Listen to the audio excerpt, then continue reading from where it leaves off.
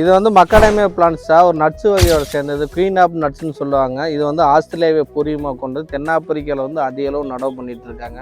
மொரைனா என்கிற ஏரியாவில் வந்து அதிக அளவு நடவு பண்ணிட்டு இருக்காங்க சார். ஏகப்பட்ட வீடியோவில் பார்த்துருப்பீங்க. நட்ஸ் இது வந்து பருப்பு, நிலக்கடலை பருப்பு மாதிரி உடச்சி சாப்பிட்லாம். எல்லா கிளைமேட்லேயும் நல்லா வளரக்கூடிய ரகம். நம்ம லாஸ்ட்டாக வீடியோ போட்டதில் ஏகப்பட்ட விவசாய டவுட்டு கேட்டிருந்தீங்க.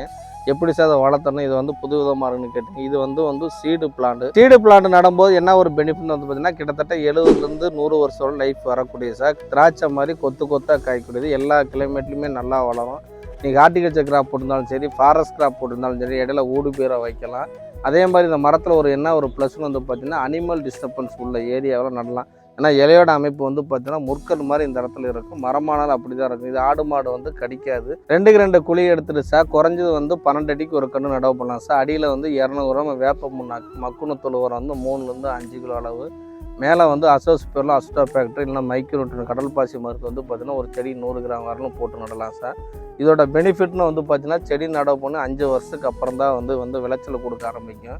மக்காடேமியா பருப்பு நம்ம சாப்பிட்றது இல்லாமல் எண்ணெயில் எடுத்து எக்ஸ்டர்னல் யூஸ், அதாவது வந்து பார்த்தீங்கன்னா அழகு சாதன பொருள் தயாரிக்கிறதுக்கும், ஆயில் வந்து பார்த்தீங்கன்னா மெடிசனல் வேலைக்கும் யூஸ் பண்ணிகிட்டு இருக்காங்க. நல்லா பெனிஃபிட் உள்ள மரம். விவசாயிகளுக்கு வந்து பார்த்தீங்கன்னா நல்லா லாபம் தரக்கூடிய மரம். லாஸ்ட்டாக வீடியோவில் போடும்போது ஏகப்பட்ட விவசாய டவுட்டு கேட்டிருந்தீங்க, எப்படி சார் வளரும், கிராஃப்டட் பிளான்ட்டுக்கும் வந்து நீ சீடு பிளான்ட்டுக்கு என்ன வித்தியாசம்னு கேட்டீங்க. கிராஃப்டட் பிளான்ட்டு கொஞ்சம் சீக்கிரமாக ஈல்டு வரும். லைஃப் வந்து பார்த்தீங்கன்னா கொஞ்சம் கம்மியாக இருக்கும். சீடு பிளான்ட் வந்து பார்த்தீங்கன்னா கொஞ்சம் லேட்டாக ஈல்டு வரும். ஆனால் லைஃப் வந்து பார்த்தீங்கன்னா ரொம்ப நாள் வரக்கூடியது. நம்ம வந்து பின்னாடி வந்து அது இல்லாமல் வந்து பார்த்தீங்கன்னா பருப்படுத்தி எப்படி மார்க்கெட் பண்ண சொன்னீங்கன்னா நமக்கு நல்லா டிமாண்டாக இருக்குது. சேல்ஸ் பண்ணுறதுக்கான ஆலோசனையை நாங்கள் கொடுத்துட்ருக்கோம் சார். தமிழ்நாடு பூரா கண்ணு கொடுத்து டெவலப்மெண்ட் பண்ணிட்டுருக்கோம் சார். நம்ம செடி வாங்குற விவசாயிக்கு வந்து இலவச ஆலோசனை வந்து கொடுப்போம் சார். நேரடியாகவும் வந்து கொடுப்போம். நாங்கள் ஃபோன் மூலிமா பண்ணி கொடுத்துருப்போம் சார். இப்போ செடியை வந்து நீங்கள் ஃபோட்டோ எடுத்து எங்களை அனுப்பிச்சுட்டா கூட நியூட்ரிஷன் பெனிஃபிட் எப்படி இருக்குது, குரோத் நல்லா வந்திருக்கு. இப்போ இந்த இடத்துல வந்து ஒரு 500 கன்று இருக்குது. ஒரு எக்ஸாம்பிள் சொல்கிறேன். இந்த கன்று வந்து பார்த்தீங்கன்னா செடி நம்ம நர்சரி வந்ததுக்கப்புறம் கிட்டத்தட்ட ஒரு 1/4 இன்ச்சு நல்லாவே துளிர் வந்திருக்கு. ஆனால் இந்த செடி வந்து பாருங்கள் ரீஹீட் ஆகி டேமேஜ் ஆகிற கண்டிஷன் இருக்குது.